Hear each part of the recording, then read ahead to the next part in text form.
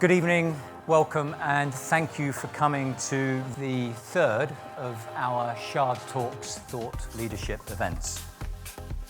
It's great to see so many designers actually here, recognise lots of faces, and I think this has really got to be the crux of what we're talking about today. So it's, how design can really impact the workplace. Efficiency was in the past the one. Now it's about creativity, agility, stress reduction, cognitive function. The whole campus conversation is really hot right now. Actually, what we're seeing more and more is there's Silicon Valley is a little bit of a bubble. Elsewhere, the city is the campus. Let's get people to bump into each other. We've shifted to a knowledge economy, and creativity and innovation are really important. It's used much more as a recruitment tool now. Google is kind of the prime example of being a really attractive space where innovation can happen. I think one of the worst trends in the last few years is organisations trying to copy the likes of Google when their culture has got nothing to do with Google. And that's just destined to failure. And I think slowly but surely people are understanding that actually they have to build that from sort of ground up based on the business that they want to be. Not everybody should be Google. What's important is they gave people permission to think differently. That's their vital contribution.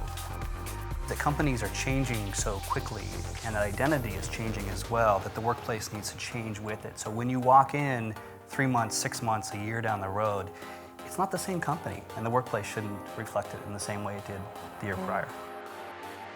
I'm curious to understand your approach to creating a workplace that has to incorporate a 20-year-old to a 50, 60-year-old. How would you incorporate that range of generations?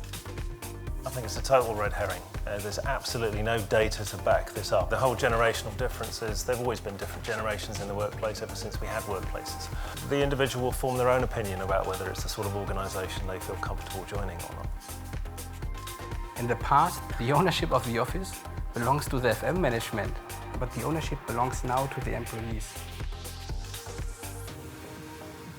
I was just quite interested in what the panel thought about linking investment to the data and the ROI. When a designer was asked about the ROI, he said, we measure it by the smiles on people's faces. It's quite easy.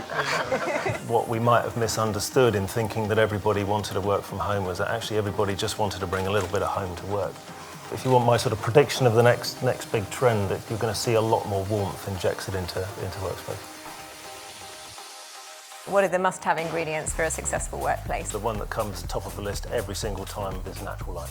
Personal control is incredibly important. I would say flexibility.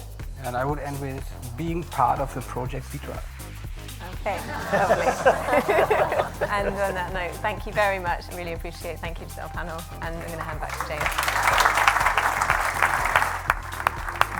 Thank you so much for coming, and hope to see you all again soon. Thank you.